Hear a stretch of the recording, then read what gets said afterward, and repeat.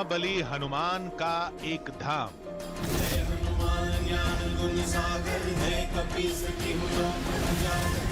500 साल से भी पुराना एक शिवलिंग, 3 संतों की समाधि और गद्दी पर बैठे एक गुरुदेव। इन 4 कोनों के बीच चमत्कार की एक दुनिया बसती है जो कदम कदम पर लोगों को चौंकाती है, सोचने के लिए मजबूर कर देती है। फरियादी के दिमाग में जो होता है वो बताने से पहले बाबा के कागज पर छप चुका होता है। आपका नाम शकुंतला देवी है, गर्भाशय में दिक्कत है, कैंसर नामक रोग हुआ, गंभीर हालत है, 3रे स्टेज का है, डॉक्टर को दिखवा लिया, आराम नहीं लगा। पीयूष अग्रवाल, गुजरात, बच्चा गंभीर हालत में परेशान, खून में इन्फेक्शन, नस दबी, 1 साल से दवा काम नहीं कर रही, गर्दन में समस्या, चेतन विद्या की गई, लाभ होगा, आशीर्वाद।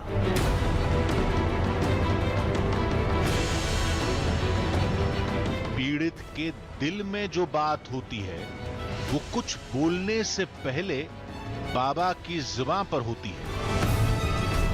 कृपा होगी, पूर्ण लाभ होगा। घर में एक ना एक बीमार 2017 से है, घाव बना गले में, कैंसर नामक रोग हुआ है। उसे बोल, कुछ बिगाड़ा? कुछ बोलने की जरूरत नहीं, कुछ बताने की जरूरत नहीं, बस बाबा के सामने खड़ा होना है। फिर समस्या से लेकर समाधान तक सब कुछ पल भर में आपके सामने। लोग कहते हैं ये बाबा का चमत्कार है, बाबा कहते हैं ये चमत्कार महादेव, महाबली और सैकड़ों दिव्य शक्तियों का है जो धाम परिसर में 24 घंटे तैनात रहती हैं। इस दावे की पड़ताल के लिए आज आपके सामने बहुत कुछ ऐसा होगा जो आज तक कभी नहीं हुआ, और आधी हकीकत आधा फसाना की टीम के साथ भी कुछ ऐसी घटना होगी जिसका सामना आज तक हमने कभी नहीं किया। कैमरामैन नदीम अंसारी, आपका नाम है, आपके बेटे का नाम नवीद है, पढ़ेगा, खुश रहेगा।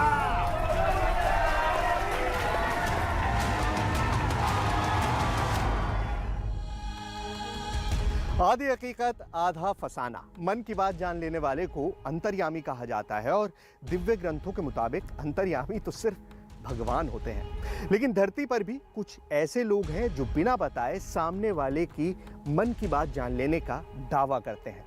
मध्य प्रदेश के छतरपुर में ऐसे ही एक बाबा है। दावे के मुताबिक वो बाबा सामने खड़े फरियादी की हर बात जान लेते हैं, यहाँ तक कि उसका नाम और पता भी। फरियादी को सिर्फ बाबा के सामने खड़ा होना है, कुछ ही पल में उसका भूत, वर्तमान, भविष्य सब कुछ बाबा के पर्चे पर दर्ज हो जाता है। कहते हैं कि उस धाम में कुछ दिव्य शक्तियां हैं जो फरियादियों के मन की बात बाबा तक पहुंचाती हैं, और दावा तो यहाँ तक किया जाता है कि बाबा की लिखी एक एक बात 100% सच होती है। लेकिन भला हम ये बात कैसे मान लेते हैं? चलिए चलकर देखते हैं बाबा के धाम में जो होता है वो कैसे होता है।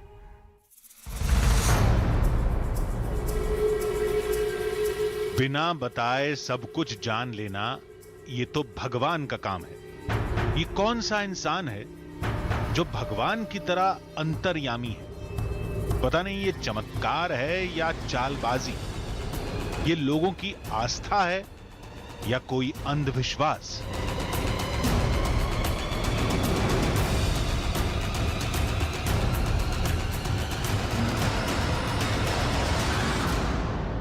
तो ये है बागेश्वर धाम। बड़ी छोटी सी नॉन डिस्क्रिप्ट जगह है। साल 2 साल पहले अगर आप पन्ना या छतरपुर में पूछते तो शायद ही कोई आपको बता पाता, लेकिन पिछले कुछ सालों से ये जगह सोशल मीडिया पर बेइंतहा वायरल है। वजह यह है कि यहाँ पर एक पर्चा बनता है, दरबार लगता है और आपकी हर जानकारी को उस कागज़ पर दर्ज कर दिया जाता है, वो भी बिना आपसे पूछे। सवाल यह है कि ये सब होता कैसे है? क्या वाकई ऐसा होता है या इसमें कुछ ट्रिक इन्वॉल्व है? हमको नहीं पता। हमने सिर्फ वीडियोस देखी हैं जिसमें हज़ारों की तादाद में लोग आते हैं और उनको उनके हर सवाल का जवाब बिना कुछ बोले मिल जाता है। तो बागेश्वर धाम पहुंच गए हैं। आइए देखते हैं कि इस दरबार में आखिर होता क्या है। जो भी होगा कुछ देर बाद सबके सामने होगा। मन की बात जानने की कई माइंड गेम होती है। बिना बताए नाम और पता बता देना या आश्रम की कुछ ट्रिक से संभव है, लेकिन दावा यह है कि बाबा के कागज पर लिखी एक एक बात सही होती है। देखते हैं हमारे कैमरे के सामने क्या होता है।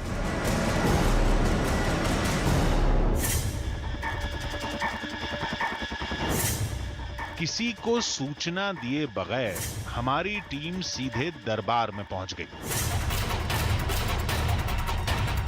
जहां सैकड़ों की तादाद में लोग मौजूद थे। कुछ गंभीर मरीज भी दिखे। इन सब से दूर पंडित धीरेन्द्र कृष्ण शास्त्री, जिन्हें लोग गुरुदेव और बाबा कहते हैं, वो सोफे पर बैठे कुछ कागज पर लिख रहे थे। बाबा की बातें सुनकर लोग उनके चरणों में लेट जाते।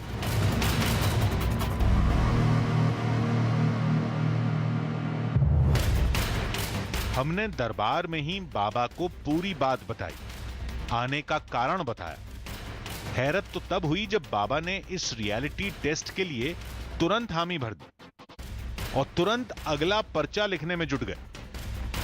फिर बाबा ने एक आवाज लगाई। कुछ नंबर रात्रि के रह गए थे। 2-3 दिन से कौन कौन रुका हुआ है? अच्छा, 2-3 दिन का है। इमरजेंसी नंबर है। आइए। फरियादियों का कोई क्रम पहले से तय नहीं था। इस महिला को बिना नाम और नंबर के बुलाया गया। बिना कुछ बोले महिला बाबा के पास बैठ गई। बाबा लगातार कागज पर लिखते जा रहे थे। हमारी हर हरकत पर नजर थी। लिखने के बाद बाबा ने महिला को करीब बुलाया। नजदीक आए माता जी। बोलो बागेश्वर धाम की।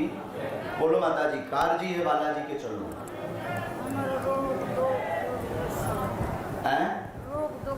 रोक दो बना। कहाँ से आई आप? दिल्ली से। दिल्ली से आई हैं। दिल्ली में कहाँ रहती हैं? दिल्ली में हमारे में गाजियाबाद। हैं? गाजियाबाद। गाजियाबाद में रहती हैं। अच्छा अच्छा। पहली बार आई हैं? हाँ जी, पहली किसी को बार। अपना प्रश्न बताया? हमें किसी ने बताया था, कोई छतरपुर की रहती तो हम पंडित जी। अच्छा, उन्होंने दिल्ली में रहते हैं। हाँ, उन्होंने एड्रेस। किसी को आपने अपनी परेशानी तो नहीं बताई? यहाँ नहीं ऐसे। पूछिए, क्या पूछना है? हम- हम पढ़वाएं आपको? हम- पढ़ी लिखी हैं? नहीं, हम पढ़े लिखे अब नहीं। और बढ़िया। किसको पढ़वा दें? तुम्हें पढ़वा दें?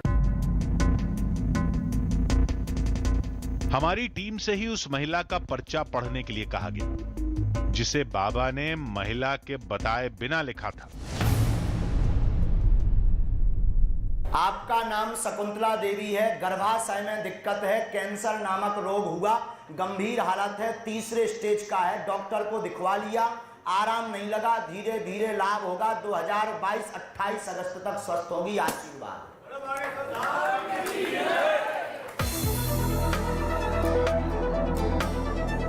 पर्चे पर बाबा की बताई सारी बातें लिखी थी, वो भी नाम के साथ।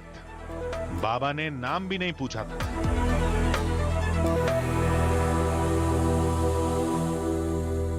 गर्भाशय में बताओ, बच्चादानी में दिक्कत बताई? हाँ, बच्चेदानी में दिक्कत ले भैया जो पढ़ पर्चा। बहुत दूर हुआ है, भोपाल में भी हुआ है और जब एम्स में इलाज चल रहा हो। ले पढ़ ले भैया।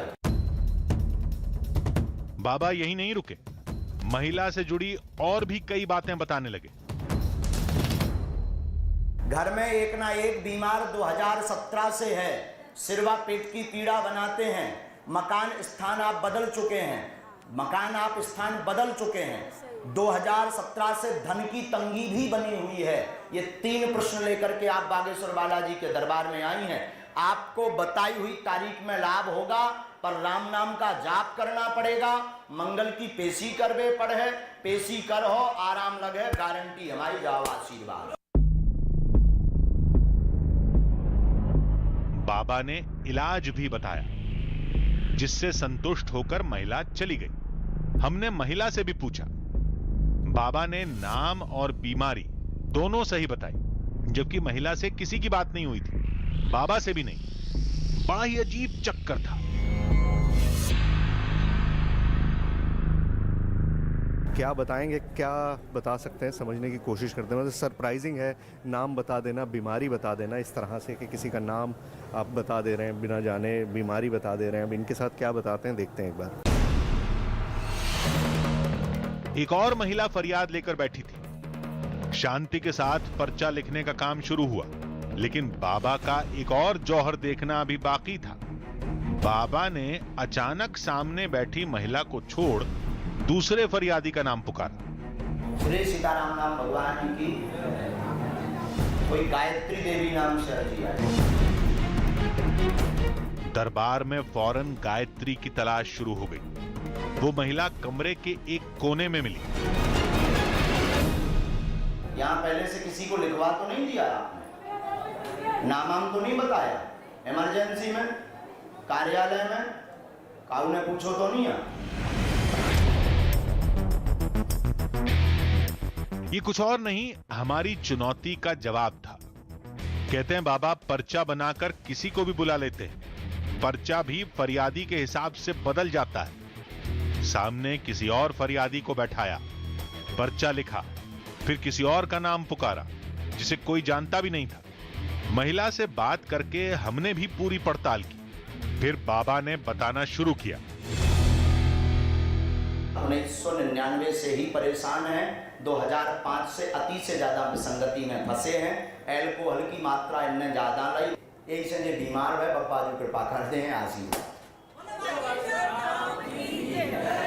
ऐसा ही है जैसा बाबा जी ने बताया, बिल्कुल ऐसे ही है। बिल्कुल ऐसा ही है। मतलब शराब वगैरह पीने की वजह से बीमारी हो गई थी। हाँ, शराब और सिगरेट शराब और सिगरेट अभी भी नहीं छूट रहा है। बाबा ने भभूत देते हुए कुछ इलाज बताया। महिला संतुष्ट होकर चली गई। हमारी दिलचस्पी इलाज में नहीं, बीमारी पता करने में थी। इलाज के नतीजे का सबूत भी कुछ देर में हमारे सामने आ गया। पंजाब का एक शख्स उपहारों के साथ बाबा से मिलने पहुंचा, जिसके मुताबिक बाबा के आशीर्वाद से उनका बच्चा बोलने लगा है। हमने उस शख्स से अकेले में बात की। इसमें लिखा हुआ है कि बालक आपका मंदबुद्धि का, दिमाग कमजोर तथा जन्मजात ब्रेन नस पितृदोष कारण से मूद बाधा का प्रभाव, मृतक मृगी का दौरा पड़ता है। तो यही सारी चीज़ें थी आपके बच्चे के साथ। देखिए जब पहली बार आए होंगे तब बाबा ने इनको कागज़ दिया होगा, उसको बाकायदा लेमिनेट करा लिया है, मतलब इस तरह से रखा हुआ है और वो लिखा हुआ है कि बालक आपका मंदबुद्धि, दिमाग कमज़ोर और मतलब जो जो प्रॉब्लम्स है। ये बताइए क्या अब कैसा है? अब ठीक है, वो अब बोलता है, क्लियर बोल रहा है। आपने बताने लग गया, मैं क्लियर बोल रहा हूँ पापा। लेकिन जो जैसा आप बता रहे हैं कि मंदबुद्धि था, बोल नहीं पाता था, वो लोग तो बोल नहीं पाते हैं अमूमन, मतलब जीवन भर। वो ये तो ठीक हो गए ना, अभी क्या बोल रहा। हमें बहुत खुशी हुई, हम दूसरी बार यहाँ पर आए। अच्छा, तो डॉक्टर को दिखाया था, डॉक्टर ने क्या कहा था उस वक्त? तो कहते हैं मंदबुद्धि के रहेगा, इसको समझ नहीं आया। ऐसे ही रहेगा, ऐसे ही रहेगा डॉक्टर। लेकिन वो बोल रहा है अभी। इलाज के असर का मुद्दा यहीं छोड़ देते हैं, क्योंकि हम उसी पर विश्वास करते हैं जो कैमरे के सामने होता है। और जो हमारे सामने हो रहा था वो बेहद चौंकाने वाला था। अब इसे देखिए।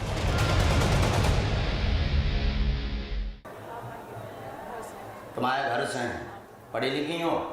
अब और बड़ी बात, हमने लिखा गुम गए हैं, पति हैरान है, उन्हीं को परिवार ढूंढ रहा, उसी कारण उत्पात घर में मचा है, व स्वास्थ्य भी खराब बना रहता है। पता लगेगा, वर्तमान में मकान से 177 किलोमीटर की दूरी में है। पता जानकारी लग जाएगी, किसी कंछेदी नाम के एक रिश्तेदार के द्वारा जानकारी लगेगी और घर आ जाएंगे, पर 17 दिन लगेंगे। आशीर्वाद। माता जी, है आपका कोई रिश्तेदार कंछेरी नाम का? हाँ, पन्नों गाँव में है, रिश्तेदारी है। अच्छा। हाँ, इनसे पूछो कि नाम तो नहीं रिश्तेदार को बताता हो तो इतने काऊ नहीं, अपना तो बताता है आदमी, रिश्तेदार का थोड़ी आके बताया। इतने काऊ में बता तो नहीं दो। जाओ का आशीर्वाद। इस महिला के पति कुछ महीने से लापता हैं। बाबा ने मामले को हूबहू कागज पर उतार दिया। चमत्कार इलाज बताने या भभूत के असर में नहीं, लोगों के मुताबिक चमत्कार बिना बताए समस्या बता देने में है, बिना बताए बीमारी का नाम लिखने में है। दरबार में दूर बैठी महिला का नाम लेकर बुलाने और उसकी सटीक भविष्यवाणी में चमत्कार फरियादी के उस रिश्तेदार का नाम बताने में है जो धाम से सैकड़ों मील दूर एक छोटे से गांव में बैठा है। कंछेदी नाम के एक रिश्तेदार।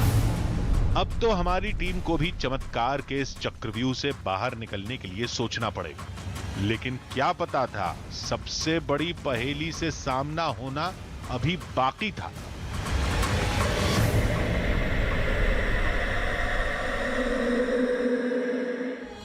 आधी हकीकत आधा फसाना। देखिए, होने को तो कुछ भी हो सकता है। ये भी हो सकता है कि दरबार में पहले से ही धाम के लोग बैठे हों।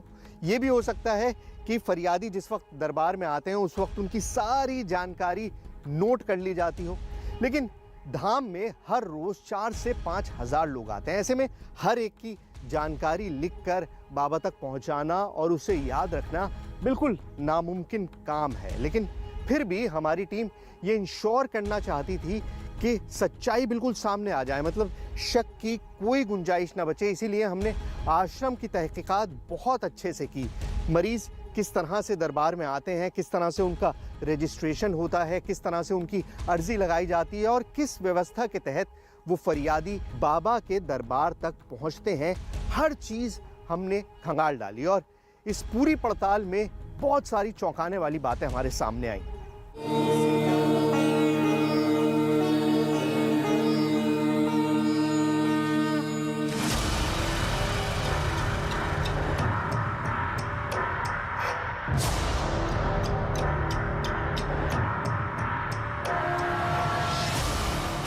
धाम में उमड़ी इस भीड़ को देखिए। लोग इससे भी ज्यादा तादाद में पहुंचते हैं। आखिर आस्था की वो कौन सी डोर है जो लोगों को इतनी दूर खींच लाती है? हमारी टीम अब इसी पड़ताल में जुट गई।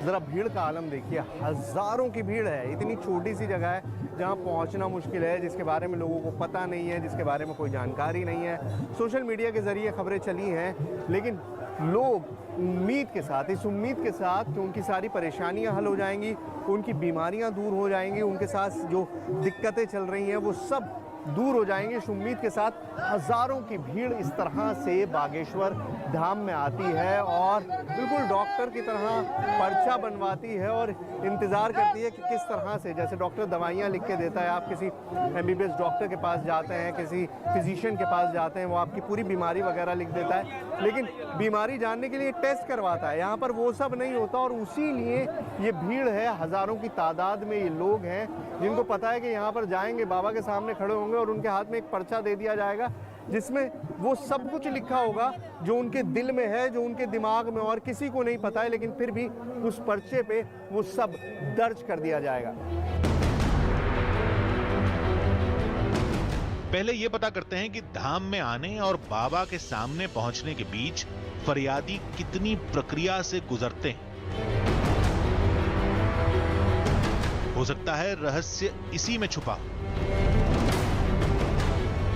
धाम पहुंचने पर फरियादी को सबसे पहले रजिस्ट्रेशन कराना होता है इस जगह पर। यहीं से टोकन मिलता है और टोकन लेने के दौरान कुछ जानकारी देनी होती है। इस ऑफिस में आकर आपको टोकन लेना पड़ता है और टोकन के लिए पर्ची आपने बनाई जाते हैं जिसमें आपका नाम लिखा होता है, स्थान और मोबाइल नंबर लिखा होता है और फिर उस पर्ची को आप यहाँ दे देते हैं। मतलब 3 चीज़ें हैं जो आप बताते हैं। पहला आपका नाम, दूसरा आपका कहाँ से आए हैं और तीसरा आपका मोबाइल नंबर।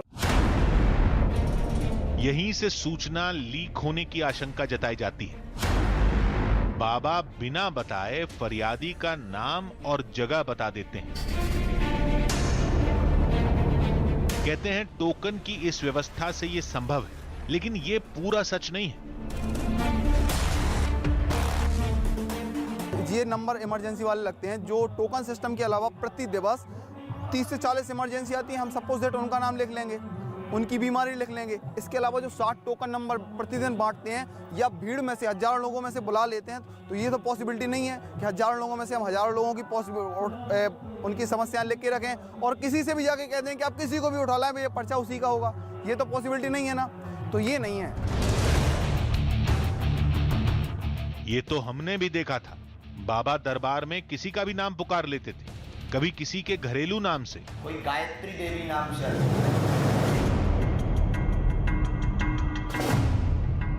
तो कभी फरियादी के साथ आए उस शख्स के नाम से जिसका रजिस्ट्रेशन में भी इस्तेमाल नहीं हुआ है। आप भी देखिए, कोई गायत्री देवी नाम से अर्जी आई।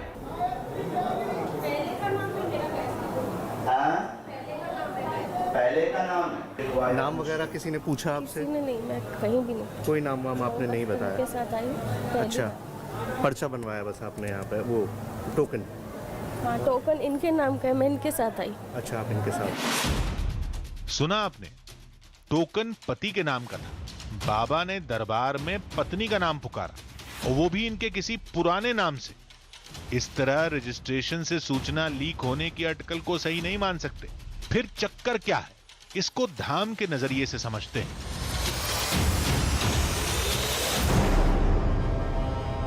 चमत्कार की उस कहानी को सुनते हैं जिसमें लोगों की गहरी आस्था है, और इसकी शुरुआत होती है यहां से, जहां रजिस्ट्रेशन कराने के बाद फरियादी बालाजी यानी महाबली हनुमान और महादेव शिव को अर्जी देने पहुंचते हैं।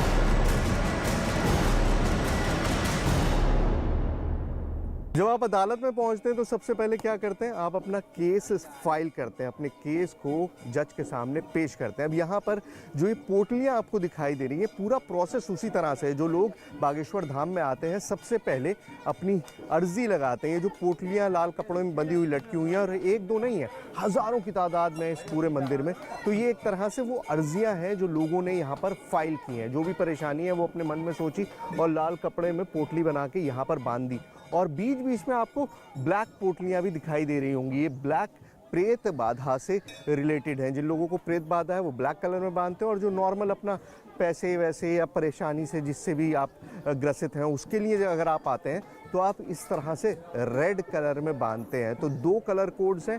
सिस्टम बिल्कुल वैसा ही है कि आप सबसे पहले अपना केस सबमिट करते हैं, अपनी अर्जी लगाते हैं। तो ये जो सारे आपको नारियल दिखाई दे रहे हैं बेसिकली अर्जियाँ हैं। इसी जगह पर महादेव और महाबली का मंदिर है, जहां अर्जी लगाने के बाद फरियादी मंदिर की 21 बार परिक्रमा लगाते हैं। इस दौरान मन में मुराद को लगातार दोहराया जाता है। मान्यता यह है कि इस जगह पर धाम की पूरी शक्ति निवास करती है। तो बागेश्वर धाम के अगर सेंटर पॉइंट की बात करें, मतलब वो चीज़ जो बहुत पहले से एग्जिस्ट कर रही है, तो 2 ही हैं यहाँ पर। एक शिव मंदिर है और दूसरा ये जो आपको बालाजी का मंदिर दिखाई दे रहा है, बेसिकली दक्षिण मुखी हनुमान का जो मंदिर है वो यहाँ का सेंटर पॉइंट है। और जो महाराज जी हमेशा बात करते हैं, जैसे भी आपने सुना होगा, जो वीडियोस देखे होंगे उसके अंदर वो बात करते हैं कि सारी शक्ति जो उनकी मिलती है वो यहीं से मिलती है, बालाजी के दरबार से मिलती है। तो ये आप समझिए सेंटर पॉइंट है और इसी की परिक्रमा लगानी होती है। 21 परिक्रमा आपने अपनी फाइल लगा दी, उसके बाद आप 21 परिक्रमा लगाते हैं, 21 बार मंदिर के इर्द गिर्द घूमते हैं और उसके बाद फिर आपकी पेशियों का सिलसिला शुरू होता है। तो हर मंगलवार को लोग आते हैं, हर रोज़ आते हैं और लगातार परिक्रमा जो है यहाँ पर चलती रहती है।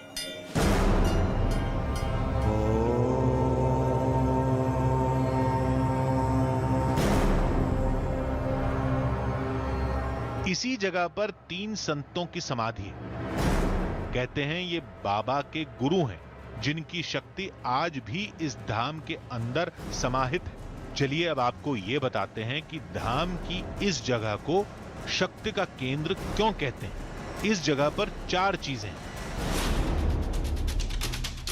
पहला, बालाजी यानी महाबली हनुमान की प्रतिमा। दूसरा, महादेव की प्रतिमा। तीसरा, बाबा के गुरुओं की समाधि। और इसी जगह मन्नत के नारियल बांधे जाते हैं, जिसकी 21 परिक्रमा करते हुए फरियादी मन्नत को दोहराते हैं। दावा यह है सैकड़ों साल पुरानी मूर्तियों और समाधि की दिव्य शक्ति की वजह से इस जगह पर हजारों अलौकिक शक्तियों का वास है। जो लोगों की मन्नत की जानकारी बाबा तक पहुंचाती हैं और बाबा बिना किसी के कुछ बोले, बिना कुछ बताए मन की सारी बातें जान जाते हैं।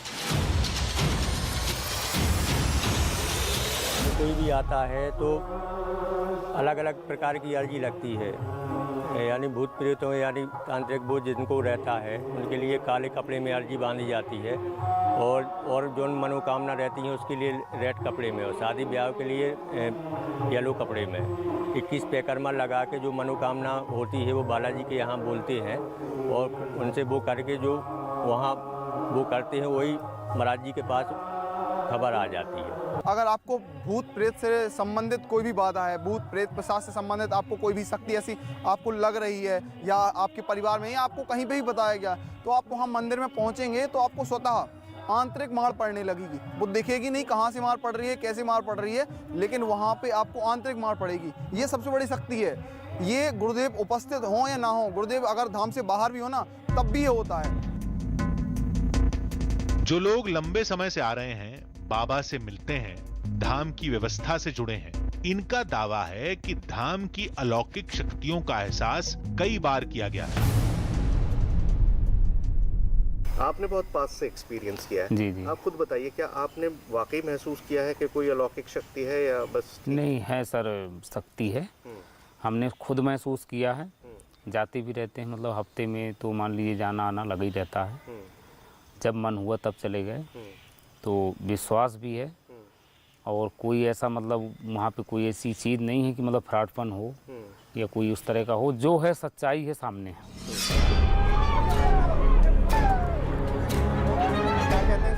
लोगों ने कहा उन अलौकिक शक्तियों का एहसास करना है तो प्रेत दरबार पहुंचिए, जहां बाबा पीड़ितों को चुटकियों में ठीक कर देते हैं। हमने भी उधर का रुख किया।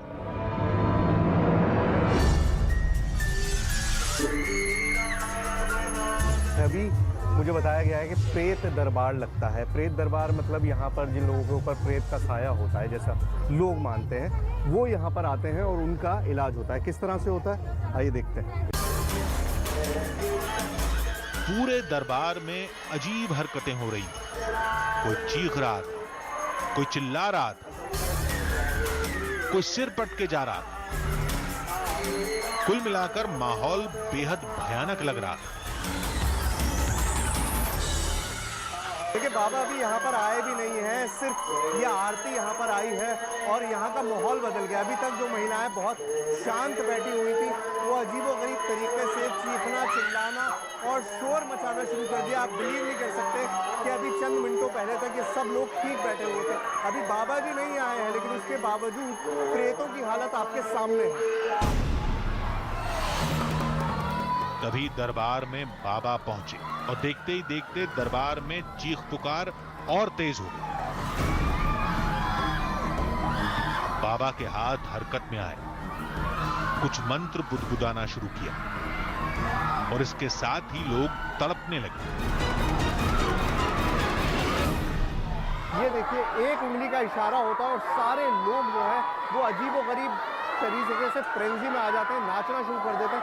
आप सिर्फ ये देखिए यहाँ पर किस तरह से एक हाथ का छोटा सा इशारा है, एक हाथ का छोटा सा इशारा है, उंगलियों का इशारा है, और उसके बाद एक पूरे क्राउड में एक अजीब फ्रेंजी डेवलप हो जाती है, अजीब चीख पुकार मचने लगती है, नाचना शुरू कर देते हैं।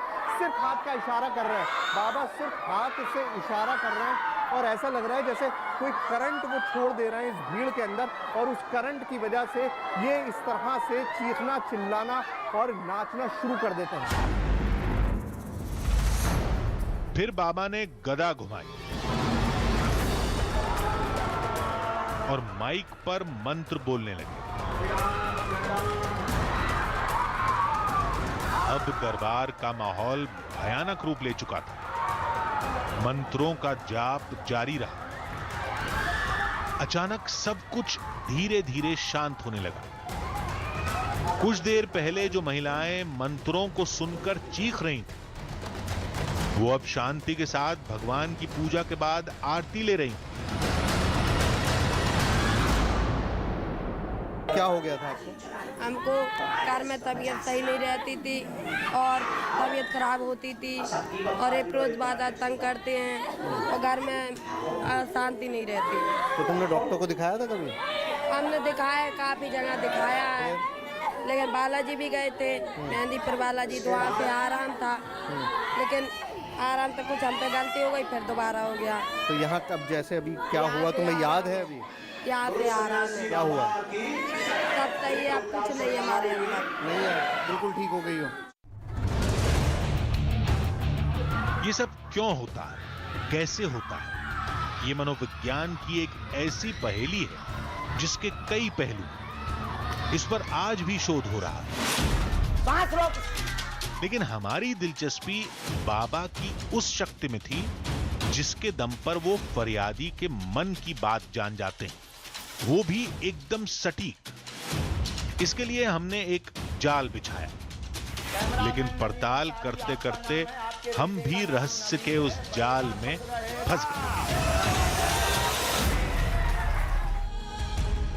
आधी हकीकत आधा फसाना, चमत्कार के सारे दावे, सारी तस्वीरें एक तरफ और दरबार में जो हो रहा था वो एक तरफ। बाबा क्या करते हैं, क्या कर सकते हैं और क्या क्या करते रहे हैं, इससे हमें कोई लेना देना नहीं था। हमें मतलब सिर्फ उससे था जो हम दरबार में देख रहे थे और हम चाहते थे कि हम उसकी तह तक पहुंच सकें। बाबा किस तरह से पर्चा बनाते हैं, किस तरह से उन्होंने भीड़ में उस महिला को उसके घरेलू नाम से पुकारा, ये सारी चीज़ें बड़ी इंटरेस्टिंग है और हम इसके बारे में जानना चाहते थे। फिर हमारी टीम ने ये फैसला किया कि अब तक फरियादियों को बाबा बुलाते रहे हैं, अब फरियादियों को हम चुनेंगे। हम उनकी सारी परेशानियों को पहले से एक कागज़ पर नोट करेंगे और फिर उन्हें बाबा के दरबार में पेश करेंगे और फिर देखेंगे कि हमारा पर्चा और बाबा का पर्चा कितना मेल खाता है। देखिए, ये हमारा बड़ा सदा हुआ फार्मूला है जिसे हम पहले भी कई बार इस्तेमाल कर चुके हैं, लेकिन इस बार हमारा ये फार्मूला हमारी ही टीम पर भारी पड़ गया।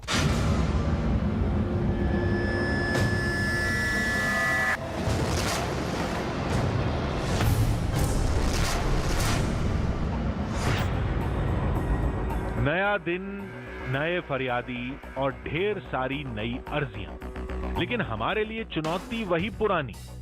बाबा मन की बात कैसे जान जाते हैं, बिना बताए फरियादी की बीमारी कैसे बता देते हैं। इसके लिए अपने पुराने फॉर्मूले को लागू करने का वक्त आ गया था। दरबार के एक फरियादी को लेकर हमारी टीम कमरे से बाहर निकली। देखिए, जैसा मैंने आपसे कहा कि बागेश्वर धाम का रियलिटी चेक हम करेंगे। अब पर्चे तो बाबा बनाते हैं, तो बाबा ही बनाएंगे, लेकिन मैं उससे पहले एक पर्चा खुद बनाऊंगा। मैंने आपसे कहा था कि मैं लिखूंगा यहाँ पर और ये समझने की कोशिश करेंगे कि जो हमने लिखा है उससे जो बाबा पर्चा बनाते हैं वो कितना मैच करता है। नाम बताइए पहले तो आप मुझे अपना। अर्जुन सिंह नाम है अर्जुन आपका? सिंह मेरा नाम है। अच्छा, और आपके बेटे का क्या नाम है? इनका सचिन सिंह। और आपके बेटे का नाम है सचिन सिंह। ठीक है, तो देखिए, सबसे पहले मैंने नाम लिख लिया है। एक तरफ अर्जुन सिंह है फादर और सचिन सिंह इनके बेटे, मतलब दो चीज़ें हमने नोट कर ली। अब इसमें से एक नाम तो बाबा क्योंकि नाम बता देते हैं बहुत आसानी से, तो बता पाएंगे। आप कहाँ से आए हैं? बेंगलोर से। बेंगलोर से। ठीक है, ये मैंने बेंगलोर भी लिख लिया। और प्रॉब्लम क्या है? प्रॉब्लम इनको हो गया टॉन्सर, गले में टॉन्सर हो जाता है। अच्छा, सचिन के गले में टॉन्सिल हो जाता है। ठीक है, टॉन्सिल गले में, ठीक है। और जब भी इनका एग्जाम या कुछ स्कूल का था तभी होता है। अच्छा, जैसे अब कल डॉक्टर को दिखाया? डॉक्टर को दिखाया, फिर डॉक्टर ने क्या कहा? ऑपरेशन होएगा। अच्छा, ऑपरेशन के लिए हमने डॉक्टर ने ऑपरेशन के लिए कहा? जी। ठीक है, तो ये इन्फॉर्मेशन आप अपने पास नोट कर लीजिए, मैंने भी नोट कर ली। और अब जब बाबा इनका पर्चा बनाएंगे तब पता चलेगा कि वो क्या लिखते हैं। तो एक पर्चा हमने बनाया है, एक पर्चा बाबा बनाएंगे और फिर उन दोनों पर्चों को हम कंपेयर करेंगे, एक दूसरे से मिलाकर देखेंगे। उसी वक्त आपको दिखाएंगे भी कि क्या कहा गया। हमने जानबूझकर वो केस लिया जिसमें फरियादी ने कई महीने पहले टोकन लिया था।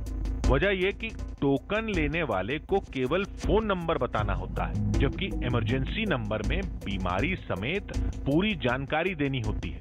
हालांकि ज्यादातर फरियादी टोकन वाले ही होते हैं, लेकिन एक केस से काम नहीं चलेगा। ऐसा भी तो हो सकता है कि सारे ही प्लांटेड हो। भाई वैसे 2000-4000 लोग प्लांट नहीं हो सकते, मुझे भी पता है, पॉसिबल ही नहीं है। इतनी दूर दूर से जो लोग आ रहे हैं, जाहिर बात है ना एक्टर्स हैं ना प्लांटेड हैं, ना उनकी पहले से कोई जानकारी ली गई है, खुद बता रहे हैं। लेकिन फिर भी आपका डाउट क्लियर करने के लिए हमारे पास अवधेश हैं, ये हमारे सहयोगी हैं, हमारी ही टीम से हैं, हमारे ही साथ ही ये यहाँ आए हैं दिल्ली से। तो मैंने सोचा कि इनके भी तो मन में हो सकता है, अब आदमी ऐसी जगहों पर आता है किसी धाम पर तो सवाल होते हैं। तो अवधेश, तुम्हारे मन में कोई सवाल है, कोई जानकारी है जो तुम पूछना चाहते हो? हाँ सर, पूछना चाहता हूँ। अच्छा, तो पहले तो तुम मुझे पूरा नाम बताओ, मुझे भी नहीं पता इनका पूरा नाम क्या है। मेरा नाम अवधेश शर्मा। अवधेश शर्मा। और कहाँ के रहने वाले हो? मैं बुलंदशहर का। बुलंदशहर, ठीक है। और सवाल बताओ, तुम्हारे मन में क्या है जो तुम जानना चाहते हो कि बाबा जी तुम्हारे बारे में बताएं? सवाल ये है कि मतलब तरक्की ऊपर जाने के लिए, तरक्की कैसे हो, मतलब अच्छा, पैसा कमाया जाए, कैसे कमाया जाए, तरक्की है। तरक्की और पैसा। कोई और ऐसा स्पेसिफिक चीज़ जो तुम चाहते हो कि जिसकी तुमको जवाब मिले? जैसे घर में तकलीफ वगैरह, जैसे बीमारी जाता है। अच्छा, घर में बीमारी। जैसे मेरी मम्मी बीमार है मेरी। ठीक है, घर में बीमारी है, मम्मी बीमार। हाँ, ठीक है। चलो, मेरे ख्याल से इतना काफ़ी है या कुछ और भी है जो नहीं? तुम बस पूछना चाहते हो? मम्मी को कम दिखाई देता है, मतलब उसकी कम दिखाई देता है। हाँ। देखिए, ये बड़ी स्पेसिफिक चीज़ आई है कि मम्मी को कम दिखाई देता है, मम्मी को आँखों की प्रॉब्लम है। तो अब ये एक चीज़ है, जैसे वहाँ पर बड़ी स्पेसिफिक बीमारियाँ वो बता रहे हैं कि गले में है, सर में है, पेट में है। अब ये अवधेश का हमने लिखा है, एक तो पैसा और तरक्की, चलो मान लिया कि आदमी हिसाब लगा ले कि यंग आदमी आया है, यही पूछेगा। क्या दिखाई कम देता है, मतलब माँ की आँख में प्रॉब्लम है, वो हम समझते हैं कि किस तरह से हो सकता है। आइए, आ गए भाई, वो आ गए, आ जाओ। बोलो सन्यासी बाबा की। बाबा दरबार में पहुंच चुके थे। श्री बालाजी सरकार की। हॉल खचाखच भरा था। सचिन अपनी बारी का इंतजार कर रहे थे और दूसरे फरियादी जो हमारी टीम के सदस्य हैं, वो साथ खड़े थे। देखते हैं बाबा की भविष्यवाणी कितनी सच निकलती है। इन सभी का पर्चा पहले से ही हमारी जेब में था, जिसे बाबा के पर्चे से मिलाना था।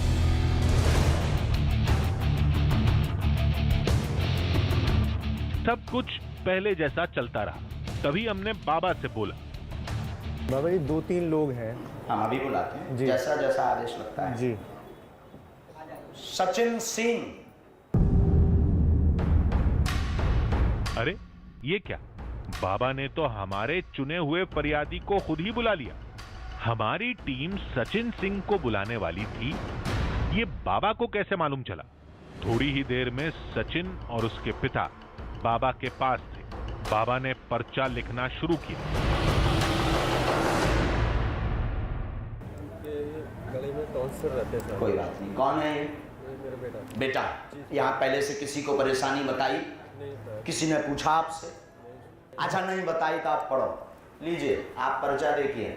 गले में दिक्कत है, स्वास्थ्य ठीक नहीं, गले में छाले बने रहते हैं, पीड़ित रहते हैं, टोटका किया गया, लाभ होगा, बेटा को आशीर्वाद है।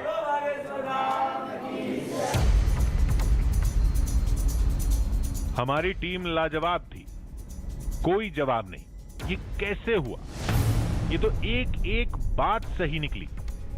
सचिन के नाम पर जो पर्चा हमारे पास था और जो बाबा ने बनाया, दोनों एक दूसरे से 100% मेल खा रहे थे। देखिए, सचिन का नाम मैंने लिखा था बच्चे का, और पिता का नाम भी लिखा था, और मैंने लिखा था टॉन्सिल है गले में, ये यहाँ पर लिखा हुआ है, और गले की दिक्कत। तो मतलब जो बताया था वही सारी चीज़ें बताई हैं बाबा ने।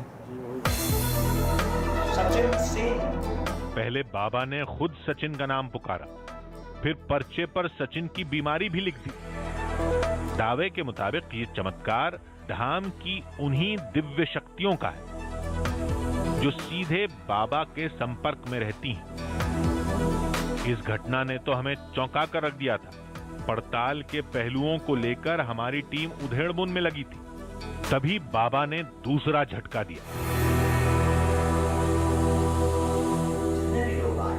हम चाहेंगे कि ये हो सकता सब सेटिंग हो, पर आप हमारी सेटिंग में नहीं होंगे। मैंने बिल्कुल यही सोचा था कि आपने ये सोचा था। दूसरा मैंने हाँ ये बात भी दूसरा आपने सोचा था, ये हम दूसरे का जवाब आपका दे रहे हैं। हाँ। अभी सोचा और पहले भी सोचा आपने। हाँ, सोचा दरबार में आने के पहले और दरबार पर सर्चिंग करने के पहले आपने सोचा, क्या सोचा? एक हम अपने का करके दिखाएं तब हम मानेंगे। हमने अपनी टीम के एक सदस्य को बाबा के सामने लाने की तैयारी कर रखी थी। हमने सोचा ज्यादा से ज्यादा बाबा क्या करेंगे, उसके बारे में भी सब कुछ बता देंगे, लेकिन नहीं, बाबा ने अपने चमत्कार का भाला हमारी सोच से भी आगे फेंक दिया। आप जो सोचते जा रहे हैं वो कोई बता रहा, मन में हमारे प्रेरणा दे रहा, और वही होता जा रहा। अब हमने तीनों, आपकी ही टीम है भाई, दिल्ली से हम 3 लोग आए हैं, बाकी ये 2 हमारे यहाँ के सहयोगी हैं। बुलाएंगे आप तीनों आए हुए हैं। हम तो पहली बार है, पहली बार आए यहाँ पर आपने अपना परिणाम लगाया, बताया है, बाकी कोई परिचय तो हमने किया नहीं। आपने करवाया तो नहीं? हाँ जी या ना जी? बिल्कुल नहीं। अब इनमें से हम बुलाते हैं जिनकी हमारे लिए प्रेरणा आती है, हम उनको 3 में से बुलाते हैं। दिल्ली से गई हमारी टीम में रिपोर्टर समेत 3 लोग थे, जिनमें एक को बाबा के सामने पेश करने की रणनीति बनाई गई थी।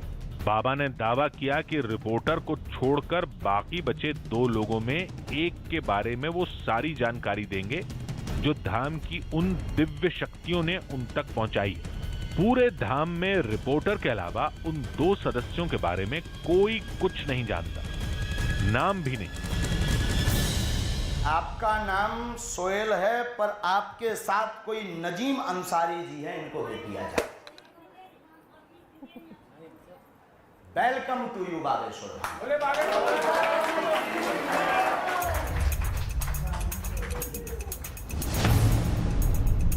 अरे ये तो हमारे कैमरामैन का नाम है, जो हमेशा कैमरे के पीछे रहते हैं, जिन पर लोगों का ध्यान भी नहीं रहता। फिर बाबा ने नाम कैसे बता दिया? हमने तो किसी और को पेश करने की योजना बनाई थी, लेकिन बाबा ने कैमरामैन का नाम ले लिया।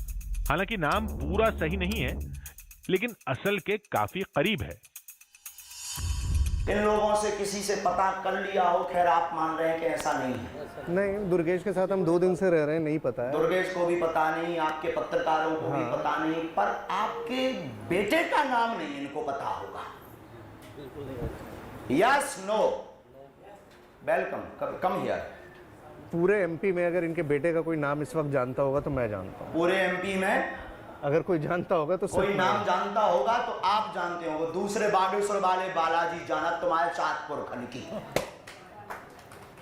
लीजिए, कैमरामैन नजीम अंसारी आपका नाम है, आपके बेटे का नाम नवीद है। बढ़ेगा, खुश रहेगा, खुश रहेगा, और तुम्हारी जैसी हाइट का है, पढ़ेगा, बुद्धिमान है, आगे जाएगा, दोनों बच्चियां खुश रहेंगी। आशीर्वाद। इनके बेटे भी पता है, 2 बेटियां, 2 बेटियां वो भी पता है, सबसे छोटी बेटी है वो भी हमें पता है। जी बिल्कुल ठीक। सबसे छोटी बेटी है वो भी पता है। कुशीनगर के हैं ये भी हमें पता है। कुशीनगर के रहने वाले हैं वो भी हमें पता है।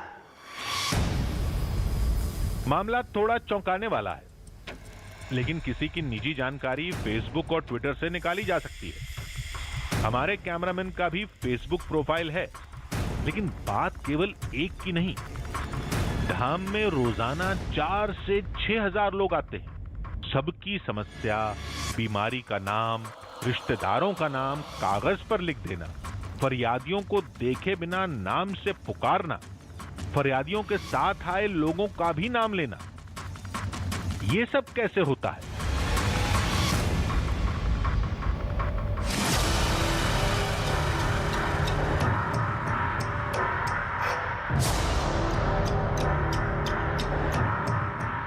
कोई किसी की मन की बात कैसे पढ़ लेता है? कोई क्या सोच रहा है ये कैसे पता चलता है?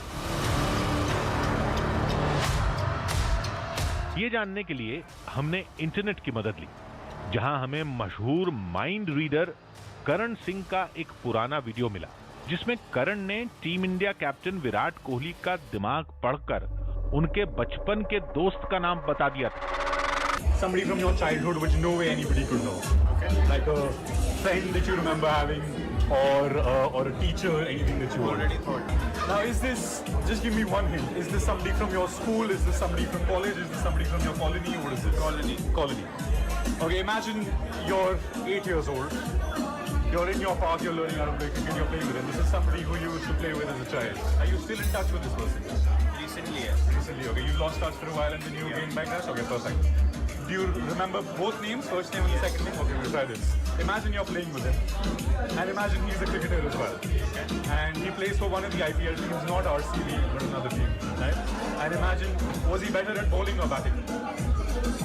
Bowling. So imagine he's bowling for you, and you're batting, and obviously you're playing fantastically against him. Imagine doing that. And the commentators, let's say Harsha Bhogle is commenting, and he says XYZ runs up to bowl from this end. And Virat takes him through 4. Imagine his name. Imagine shouting the name really loudly. So when you see the little bit, he did something like this. Softer sound in the beginning, like a P or a P. A P, thank you. Don't react much, but I'll try to do this. Generally imagine shouting the name. Can you spell the name in your head? Yes? But that was fairly quick. The first name is not very long, 5 or 6 letters, yes? Yeah. 6 letters? Yeah. Okay. Pick a letter somewhere in the middle of his name, in the middle of the first name. Yeah. And say that to yourself. That's a Y, yes? We'll try this. I'll try to get this name as close as I can. Okay? Keep saying this to yourself. I might not get the second name right. Does the second name start with an N? Yeah, okay, I think I have this. I'll show all of you what I think it is. Don't say what I've written. I'll show all of you. Keep it completely to yourself. You close your eyes as well. Right? Have a look. Right, got it? Hey. Got it? Yeah? Got it? Now everybody here is proof that I can't change what I've written. I'm going to count to 3. I want you to tell everybody the friend that you're thinking of, and their reaction will tell you if I got it right or not. 1, 2, 3. Piyush Nagpal.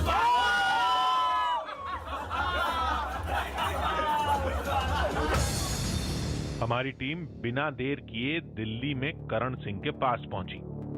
मिलते ही पहला सवाल दागा, ये mind reading क्या बला है? मैं अपने आप को स्टेज पे म्यूजिशियन बहुत रेयरली बुलाता हूँ। मैं अपने आप को साइकोलॉजिकल इल्यूजनिस्ट बुलाता हूँ, जहाँ पे मैं साइकोलॉजी और इल्यूजन मिक्स कर रहा हूँ, क्योंकि साइकोलॉजी, ह्यूमन साइकोलॉजी जो है, can tell you so much about people. Body language से क्या क्या बताया जा सकता है? कुछ भी सोहेल। अगर आप अपनी फैमिली से जैसे क्लोज हो, अगर आपके घर पे कोई झूठ बोलता है तो आपको पता चल जाता है। अगर आपके कोई बहुत क्लोज दोस्त कोई आपको कुछ बोलता है तो पता चल जाता है। वही चीज़ आपको पता चलती है क्योंकि आप उस इंसान को बहुत अच्छी तरह जानते हो। कई बार आई एम श्योर आपके साथ और लोग जो घर पे देख रहे हैं उनके साथ भी हुआ है कि कोई स्ट्रेंजर भी ऑफिस में या चलते सड़क में अगर कोई आपको कुछ बेच रहा है तो आपको पता है कब कौन झूठ बोल रहा है। तो वही चीज़ अगर मैं अपने शोज़ में अप्लाई कर रहा हूँ, and I am doing it for entertainment, it's the same. You can figure out anything, their names, their date of birth, कि अब क्या बीमारी है उनको, उन्होंने ब्रेकफास्ट में क्या खाया था, वो ढंग से सोए हैं कि नहीं रात को, उनका सर दर्द कर रहा है कि नहीं। There is so much you can figure out just based on their body language. हमने करण को धाम और धाम के बाबा की पूरी कहानी बताई, हर तस्वीर से रूबरू कराया। फिर करण ने जो बताया वो हैरान कर देने वाला था। जैसे बहुत सारे जैसे बाबा जब हम बात कर रहे थे, वो बोलते हैं कि हमको भगवान की दी हुई शक्तियाँ ये हैं वो, मेरे में वो नहीं है। मुझे ये नहीं पता कि उनमें है कि नहीं, बट अगर मैं बिना शक्तियों के कर सकता हूँ ये चीज़ फॉर एंटरटेनमेंट, तो हु इज टू से कि वो सेम चीज़ नहीं कर रही हैं। That is my logic behind it. आपका नाम शकुंतला देवी है, गर्भाशय में दिक्कत है, कैंसर नामक रोग हुआ। बाबा ने कई लोगों की समस्या बताई, बीमारी का नाम लिया, खून में इन्फेक्शन, नस दबी। हमारे कैमरामैन के बेटे का नाम बताया। आपके बेटे का नाम नवीद है, बढ़ेगा खुश रहेगा। हमने करण से कहा अगर सारा खेल माइंड रीडिंग का है तो कुछ करके दिखाइए। तो करण, आपने हमको समझा तो दिया और आपने बता भी दिया कि किस तरह से किया जाता है। हाँ। लेकिन प्रैक्टिकली जिस तरह से वो चमत्कार करके दिखा रहे थे, हाँ। अब आप इतना दावा कर रहे हैं तो चमत्कार ठीक है। चमत्कार करने से पहले बहुत इंपॉर्टेंट है कि लोगों को ना लगे कि हमने सेटअप करा हुआ है। मैंने आपको ये नहीं बोला कि एक्टिंग कर लेना या हेल्प कर देना, ऐसा कुछ नहीं करा। ठीक है, तो आपके कोई बच्चे हैं? पूछ रहे हैं कैमरे पे। बता देता हूँ, मेरे 2 बच्चे। 2 बच्चे हैं। तो आर यू कंफर्टेबल फर्स्टली कि आपके 2 बच्चे हैं, तो आर यू कंफर्टेबल कि बड़े बच्चे का नाम मैं फिगर आउट करने की कोशिश करूँ और सबको बता दूँ? आप कर सकते हैं तो करिए, मुझे लगता नहीं कि आप कर पाएंगे। ठीक है, ये जानते भी नहीं है कि मेरा बच्चा लड़का है लड़की है, कुछ नहीं पता। बहुत ही बढ़िया। ठीक है, तो जो भी ये बड़ा बच्चा है उनके बारे में सोचिए कि आज उनका बर्थडे है। आज जहाँ पे हम दोनों मिले हैं हमारे शूट के लिए नहीं, बट उनकी बर्थडे की प्लानिंग करने के लिए। तो केक कट रहा है and all of us are singing happy birthday to you, happy birthday to, and फिर वो नाम आप अपने दिमाग में बोलिए और ये जो भी नाम है दोहराते रहिए इन योर माइंड, कुछ भी जोर से नहीं, बस बोलते रहिए अगेन एंड अगेन। तो now I want you to think उनके नाम के बीच में कोई भी एक लेटर, जैसे मेरा नाम करण है, KARAN, तो R सोच सकते हो। बिल्कुल मिडिल लेटर, बिल्कुल मिडिल लेटर सोचो। ठीक है, तो जो भी ये लेटर है अपने दिमाग में बार बार बोलते रहिए। ओ कैमरा पे शायद ये कैच हुआ होगा, शायद नहीं होगा, जरा सा ये करा आपने, मैं थोड़ा एग्जैजरेट कर रहा हूँ, बट मुझे लगता है बिकॉज ऑफ दैट जो लेटर आप सोच रहे हो is the letter A। Yes, almost आपकी एक्सप्रेशन ऐसी थी कि आप A आउट लाउड बोलने वाले हो। ए ही सोच रहा था। क्या आपने मन में, can you count the number of letters in his name? जोर से कुछ नहीं, बस मन में काउंट कर लीजिए। Done, okay, that was fairly quick, ये ज्यादा लंबा नाम नहीं है। तो next thing, can you think of the first letter? जो भी फर्स्ट लेटर है इसके बारे में सोचिए। Okay, last letter. What I'll do, Sohail, is मैं लिख के कैमरा को दिखा देता हूँ कि मुझे क्या लगता है कि नाम क्या है, आपको दिखाने से पहले। हो सकता है सोहेल मेरा लास्ट लेटर में शायद मैं गलत हूँ, मैं 2 लेटर में कंफ्यूज हूँ, बट ऐसा ही कुछ होना चाहिए नाम। मैं कैमरा में दिखा देता हूँ, जो भी कैमरा के पीछे अगर आपको उनका नाम पता है तो प्लीज़ रिएक्ट मत करिएगा। आई थिंक ये नाम होना चाहिए। सोहेल मैं 3 तक गिनूंगा, जब मैं 3 पहुँचूंगा आप नाम बताना मुझे। 1 2 3। शाज। जैसा कि मैंने कहा कि लास्ट लेटर में शायद मैं गलत हूँ, आई गॉट शाद। एब्सोल्युटली, मतलब उसका नाम शाज है। शाज मतलब यूनिक। यूनिक, और वो D और Z में मैं थोड़ा सा मैं कंफ्यूज हो गया, but that is as close as I can get. I mean this is again, मेरे में कोई शक्तियां नहीं है, मेरे को भगवान ने कोई शक्तियां नहीं दी हैं। बाबा ने जिस तरह हमारे कैमरामैन और उनके बेटे का नाम बताया, ठीक उसी तरह एक माइंड रीडर ने हमारे रिपोर्टर के बेटे का नाम बता दिया। फर्क बस यही है कि एक ने ये काम धाम में किया और दूसरे ने अपने घर के ड्राइंग रूम में। दोनों तस्वीरें आपके सामने। आप किस तस्वीर पर यकीन करते हैं या किस तस्वीर के साथ जाना चाहते हैं, ये आप और आपकी सोच पर निर्भर करता है।